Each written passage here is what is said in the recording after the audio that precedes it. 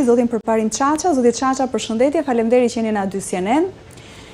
E nisim pak me zhvillimet në Partinë Demokratike, meqense është temë e ditës së sotme. Zoti Berisha mbajti një fjalim pak para se të lidheshin së bashku, mbledhet sot kryesia dhe grupi parlamentar. Ndër të tjera pritet të diskutojnë dhe ndryshime statutore. Partia Demokratike po i nështrohet një procesi zgjedhor që është e para që kur zoti Berisha u rikthye në Partinë Demokratike, por në logon e Partisë Demokratike, sepse janë zhvilluar ky proces kur ishte në siglën e rithemelimit. Do diskutohet gjithashtu, sikurse gazetarët e kanë shprehur, dhe jashtu quajturi Neni Basha që kanë gjallur kaq shumë diskutime përgjatë këtyre 4 viteve, zoti Çaça. Çfarë do thot për këtë forcë politike diskutimi i këtij Neni? Unë besoj që kjo është pasojë, pra nuk besoj që e gjithë narrativa mund të bëhet vetëm për këtë Nen, pra për Nenin Basha. Problemi më i madh për mendimin tim nuk është Neni Basha, por është mënyra se si është operuar në lidhje me të gjithë po themi këtë zgjedhje që është bërë strukturave të Partisë Demokratike në bazë. Kjo është problemi i madh, që për mua ka qenë tërësisht një votim ose një zgjedhje e kontrolluar nga leadershipi i Partisë Demokratike.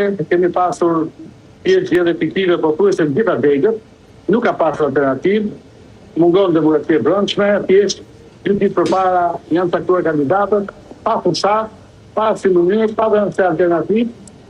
Dhe më pas, pothuajse gjithë ky grup i madh njerëz të cilët janë zgjedhur, besoj që në fund fare do të shkojnë të zgjedhen dhe leadershipin e ri të Partisë Demokratike, që do kemi një garë, që unë kam thënë garë pa garë, duke qenë se vetëm zoti Berisha ai që do të zgjidhen.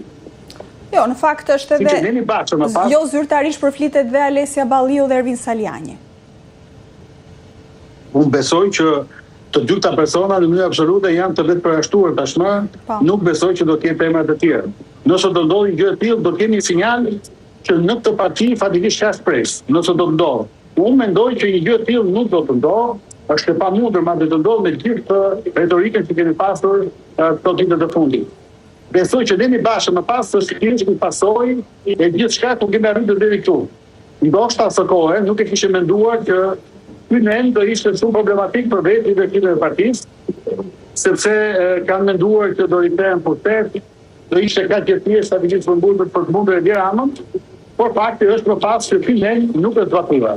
Nëse do zbatohej ky Nen, zoti Berisha nuk do mund të rikandidonte tani.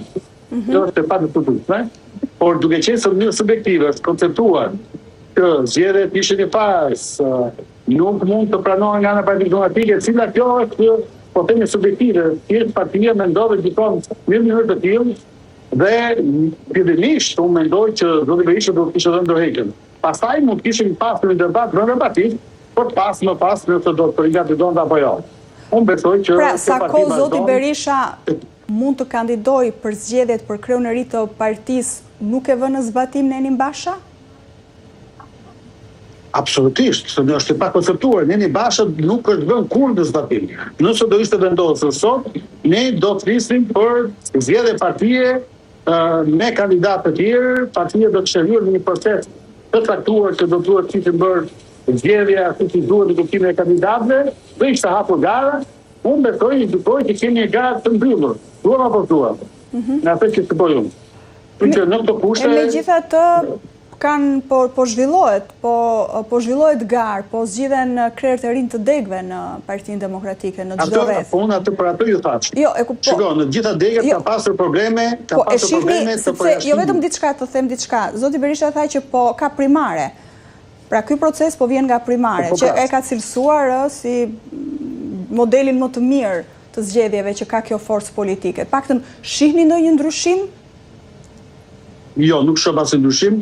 Primaret janë thjesht fiktive, duke pas parasysh që edhe kandidatët, të cilët janë kandidatë zyrtar, janë thjesht ata të cilët miratohen nga partia, të cilët do të jenë brenda grupimit që nuk ka asnjë rreziku në lidhje me besnikërinë, që nuk do të dalin nga spinave, janë njerëz të cilët janë të pikëtuar, të katapultuar.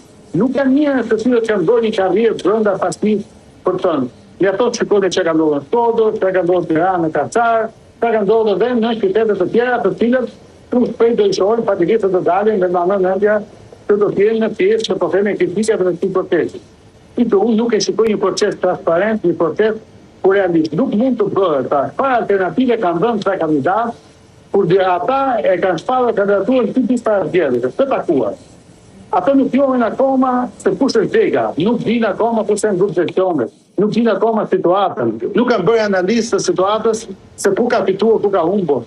Nuk kanë dhënë alternativë se si realisht mund të shikojnë ku duhet fitohet, ku duhet punohet për shumë, çfarë duhet bëjë partia, dhe gjykojnë që janë thjesht personazhe të diktuar nga lart, por që në pjesë e atij problemi enturazhi në lidershipin e partisë së kom, në mënyrë që të konsolidojë atë që unë e quaj pushtetin e opozitës, që ka vite dhe ka kohë stabilisht të mbajë.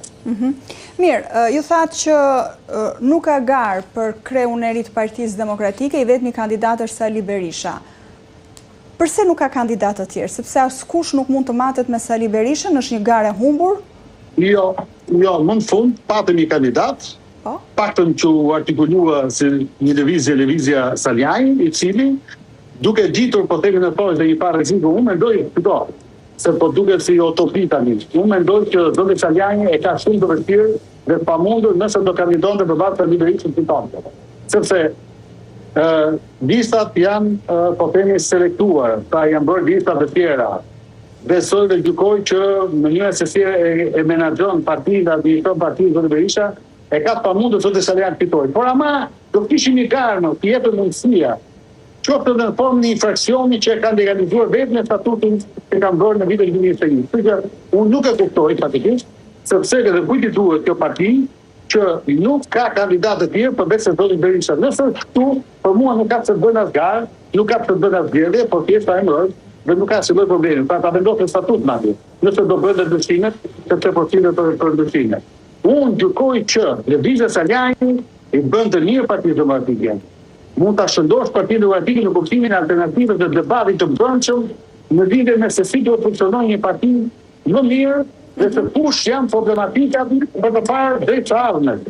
Një gjë e tillë unë besoj që u prerë në rroj, ju të pyet herë, dhe po shikoni, ka një qasje armiqësore ndaj atyre të cilët fatikisht e përkajnë televizje, atyre të cilët mbushin ato salla ku shkojnë, dhe normalisht kjo tregon që Partia Demokratike nuk është e gatshme ta bëjë të hap të madh të demokratizimit të themi të brendshëm të saj.